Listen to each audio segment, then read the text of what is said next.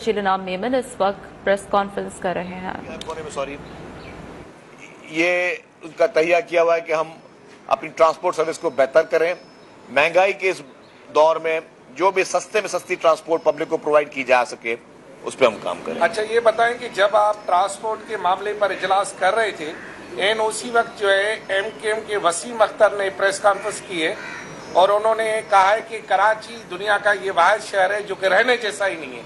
और उन्होंने लोगों को ये कहा है कि कराची में अमन अमान तबाह हो गया है, तालीम तबाह, शहर तबाह, रोड तबाह। और उसके साथ उन्होंने ये भी कहा है कि जो DG रेंजर्स को कहा है कि वो मुदाखलत करें। उन्होंने पुलिस को नाकाम करार दे दिया है। वो आपके इत्तेहादिये दोस्त है, मुखालिफ है क्या? ये हुकूमत भाड़ में बने, भाड़ में बने, ये हुकूमत न करे, भाड़ में जाओ। अच्छा जी, वसीम अख्तर साहब की बातों को मैं वैसे ज्यादा तो संजीदा नहीं लेता। दूसरी बात ये कि ये कहना कि कराची रहने के काबिल नहीं है। देखिए, स्ट्रीट क्राइम्स पूरी दुनिया में जितने भी मेट्रोपॉलिटन सिटीज हैं वहां पे स्ट्रीट क्राइम का रेशो बाकी जगहों से ज्यादा होता है। और ये पूरी दुनिया की फिगर्स में भी दे सकता हूँ और पूरे पाकिस्तान की फिगर्स में भी दे सकता हूँ कि इस वक्त पेशावर में क्या पोजीशन है, कोयटा में क्या पोजीशन है, लाहौर में क्या पोजीशन है। कराची की आबादी सबसे ज्यादा है तो डेफिनेटली उसके फिगर्स तो डिफरेंट होंगे। और उसको मैं डिफेंड भी नहीं कर रहा कि जी क्योंकि पूरे मेट्रोपॉलिटन सिटीज में स्ट्रीट क्राइम होता है तो यहाँ पे इसको होने दिया जाए, ऐसा कतई नहीं है। कराची के हालात की बात है तो वसीम अख्तर साहब ने अगर ये बात की है तो मैं एक बात उनको कह दूं कि कराची के हालात पहले दौर से बहुत बेहतर है। कराची में अभी कोई बोरीबंद लाशें नहीं मिलती। कराची में अभी जो है वो 10 मिनट की कॉल पर कराची बंद नहीं होता। कराची में अभी हड़ताल करने की किसी को इजाजत नहीं है। कराची में अभी भत्ताखोरी, पर्चियां, ये सब बंद हो गई हैं। तो ये सारी चीजें हमने कराची से इसी पाकिस्तान पीपुल्स पार्टी की सिंध हुकूमत ने खत्म कर दी हैं। तो ये मैं इत्तला दे दूं वसीम अख्तर साहब को कि अब वो दौर नहीं है कि आप कोई भी शख्स वो हड़तालें करे, दुकानें बंद कराए, लोगों को मारे, रस्तों पे गोलियां लगाए, गाड़ियां चलाए। आपने बहुत अरसे से ये नहीं सुना होगा कराची में कोई कि गाड़ी जली हो, बहुत अरसे नहीं सुना होगा कि किसी की बोरीबंद में लाश मिली हो। तो ये सारी चीजें खत्म हो गई अल्हम्दुलिल्लाह।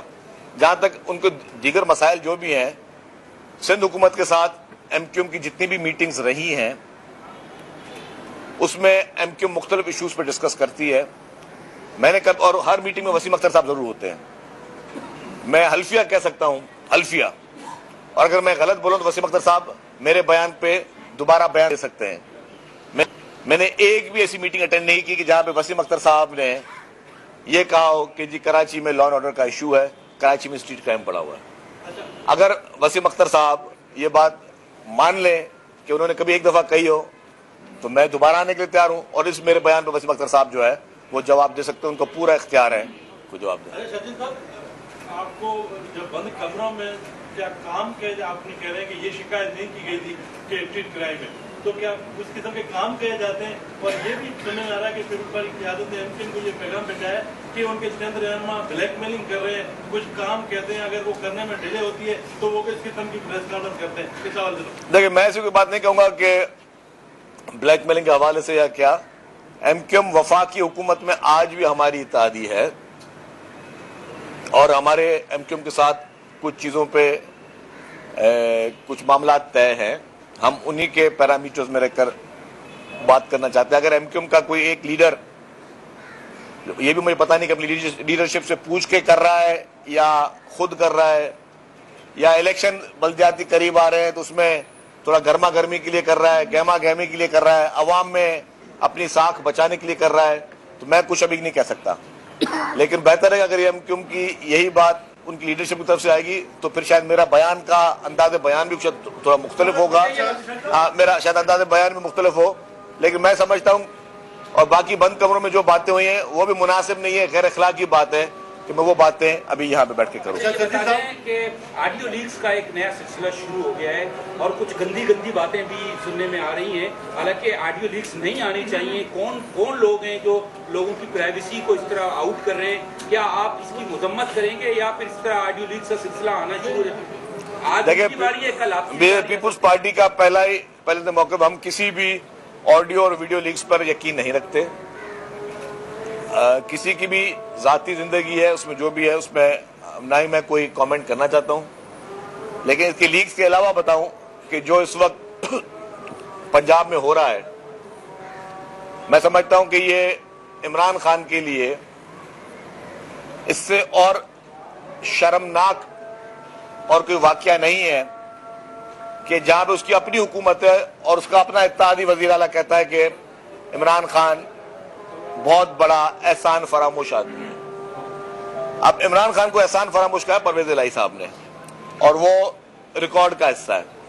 اور آپ نے دیکھا کہ پوری پی ٹی آئی جو کہ اسے بیانات دینے میں بڑے میدان میں آتے تھے، پی ٹی آئی نے ایک دفعہ بھی نہیں کہا کہ جی وہ پرویز الہی کی اس بیان کی مذمت کرتے ہیں۔ تو اس کا مقصد یہ ہے کہ سر پی ٹی آئی افراتفری کا شکار ہے، پی ٹی آئی ڈر کا شکار ہے، پی ٹی آئی خوف کا شکار ہے۔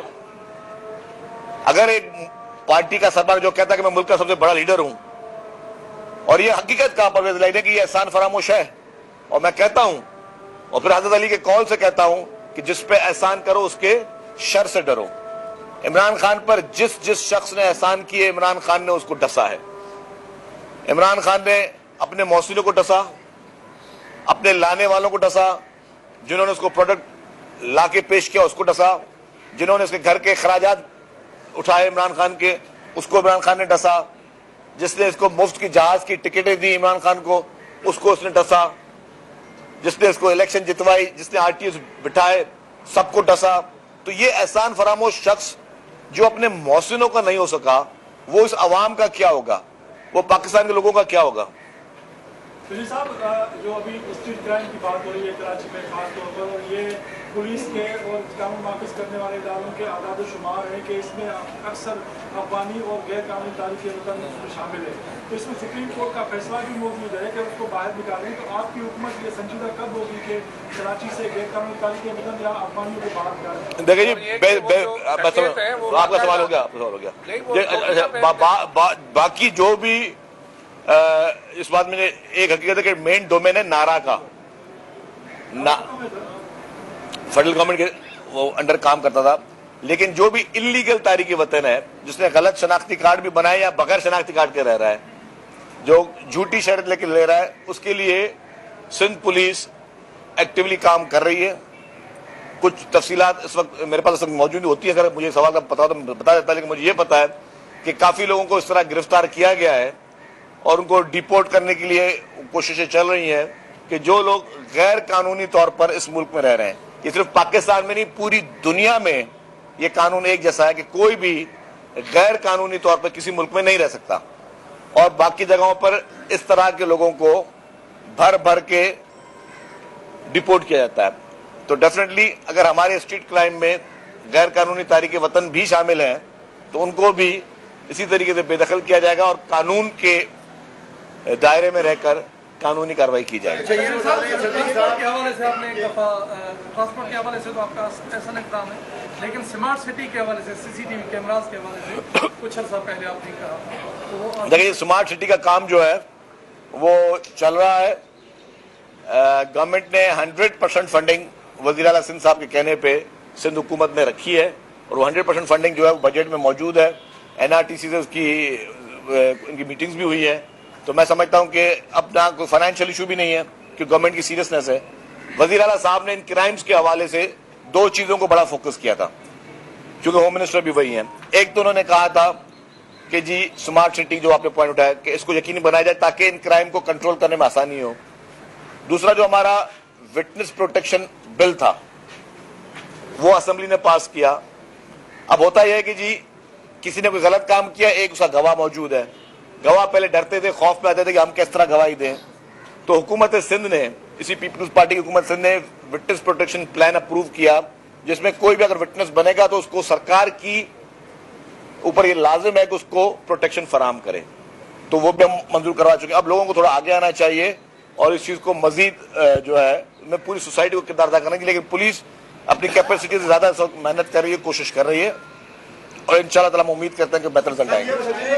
سندھ کے اندر کیا آپ یہ جو افغانی ہیں ہمارے اور ٹوپی پہنتے ہیں سندھی اور وہ زمینیں خرید رہے ہیں، یہ تو آپ کے پاس ہے نا کہ آپ لیجسلیشن کر کے وہاں پہ پراپرٹی خریدنے کے لیے کوئی رکاوٹ پیدا کر سکتے ہیں. دیکھیں میں آپ کو ایک بات بتا دوں, کوئی بھی شخص اگر غیر قانونی طور پہ رہتا ہے تو وہ نہ رہ سکتا ہے نہ یہاں پہ کوئی خرید و فروخت کر سکتا ہے. کوئی بھی شخص جو غیر قانونی طور پہ رہ رہا ہے نہ وہ غیر قانونی طور پہ کسی ملک میں یا کسی جگہ پہ رہ سکتا ہے نہ وہاں پہ کوئی خرید و فروخت کر سکتا ہے. سال کا آخر ہے اور ٹرانسپورٹ کے بہت سارے پروجیکٹ کافی عرصے بعد آئے ہیں.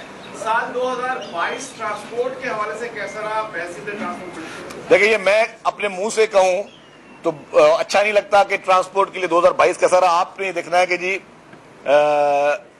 سندھ حکومت کی وجہ سے, پاکستان پیپلز پارٹی کی سندھ حکومت کی وجہ سے اور پارٹی کی لیڈرشپ کے احکامات کی وجہ سے, وزیر اعلیٰ صاحب کی خصوصی دلچسپی کی وجہ سے اورنج لائن BRT جو کہ 100% سندھ حکومت کا پروجیکٹ ہے اس وقت چل رہا ہے. Red line peoples bus service وہ کراچی میں شروع ہوئی, لاڑکانہ میں شروع ہوئی, حیدرآباد میں شروع ہوئی, سکھر میں بھی دسمبر میں انشاءاللہ شروع ہونے جا رہی ہے. EV بسز کراچی میں پہنچ چکی ہیں, ایگریمنٹ پہ نیگوزیشن ہماری چل رہی ہے. آج بھی میں نے ان الیکٹریکل بسز پہ جو کہ پاکستان کی پہلی EV بسز ہیں, نہ وہ پنجاب میں نہ KPK میں نہ وہ بلوچستان میں, سندھ میں شروع کرنے جا رہا ہے, کراچی شروع کرنے جا رہا ہے EV بسز کراچی کے لوگوں کے لیے, کیونکہ پیپلز پارٹی کراچی کے لیے باقاعدہ میگا پروجیکٹ پہلے بھی بہت کیے ہیں پیپلز پارٹی نے, اب بھی کر رہی ہے.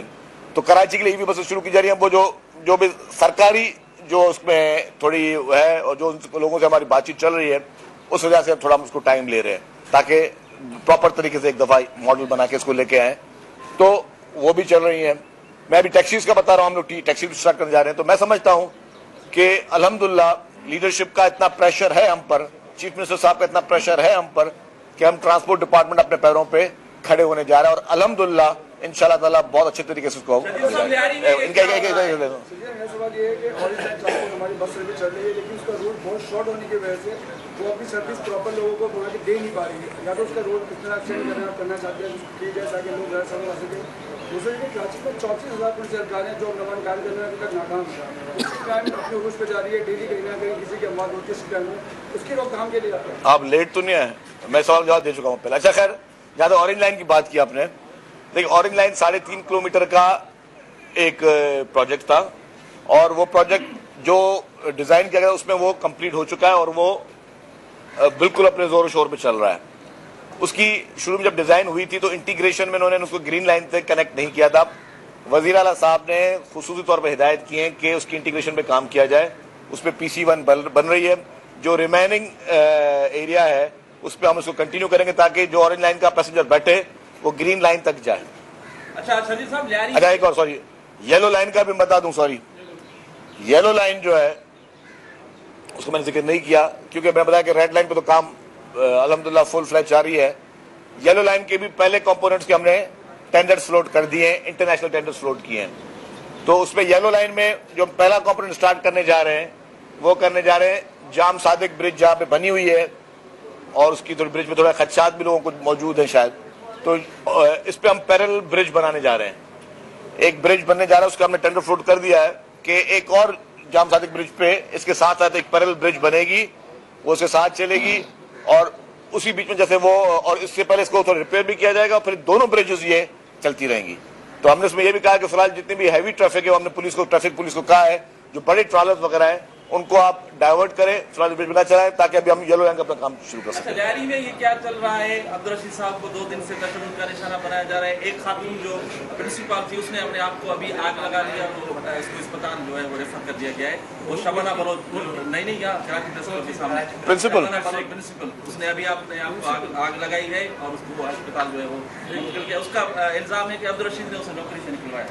دیکھ مجھے اس کا نوکری کا آگ کا پتہ نہیں, مجھے پتا کہ عبدالرشید صاحب اسمبلی کے موضوع ممبر ہیں, کل انہوں نے کمپلینٹ کی تھی, لیکن جو حقائق سامنے آ رہے ہیں وہ یہ آ رہے ہیں کہ عبدالرشید صاحب اسمبلی میں وہاں پہ ہاسپٹل میں جا کے زبردستی پولیٹیکل ورکرز کو لے کے جا کے وہاں پہ کچھ گڑبڑ کر رہے ہیں, جس کی وجہ سے نہ ہی یہ ہاسپٹل جو ہے سیاست کا کوئی گراؤنڈ ہے جہاں پہ آپ جا کے اس طرح کا ماحول پیدا کریں. اور جماعت اسلامی کی میں ایک جنرل بات کر لوں, جماعت اسلامی آپ کو یاد ہوگا کہ ہمیشہ کراچی میں جتنے بھی यूनिवर्सिटीज़ में जो फितना और फसाद, उसकी जड़ जो है जमात इस्लामी रही है। तो आज भी जमात इस्लामी ये कोशिश कर रही है कि माहौल थोड़ा इस तरह बनाया जाए और नॉन इश्यूज़ को इश्यूज़ बना दिया जाए। तो जहाँ जमात का पुराना वतीरा रहा है वो करते रहेंगे। हमारा काम है कि जो गवर्नमेंट का काम है वो गवर्नमेंट अपना काम करती रहे। सर ये बताएं कि आज वफाक ने मुख्तलिफ सूबों को तजवीज़ दी है कि मार्केट 8 बजे बंद होगी और मेडिकल हॉल 10 बजे। देखिए, मैं समझता हूँ कि पूरे पाकिस्तान को इस मौजूदा क्राइसिस में वफाक के साथ चलना चाहिए। जो भी तजावीज़ वफाक से आए और जो डूएबल हों सबको उस पर अमल पैरा होना चाहिए। मुझे भी, आपको भी, हर दुकानदार को भी, हर कारोबारी शख्स को भी, क्योंकि ये मुल्क हम सबका है। अगर कोई खुदा न खासा इसमें क्राइसिस होगा तो हम सबका नुकसान है।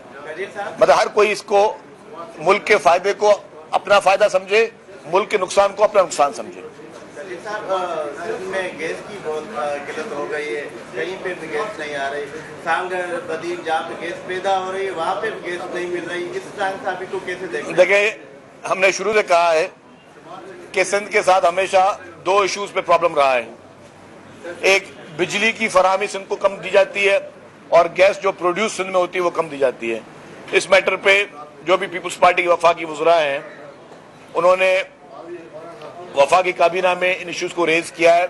वज़ीर आला साहब ने कई मरतबा खुसूसी तौर पर खतूत लिखे वज़ीर आज़म पाकिस्तान को कि बराए मेहरबानी इस तरह की जो ज़्यादती है सिंध के साथ उसको फौरी तौर पर बंद किया जाए। सर ये बताएं कि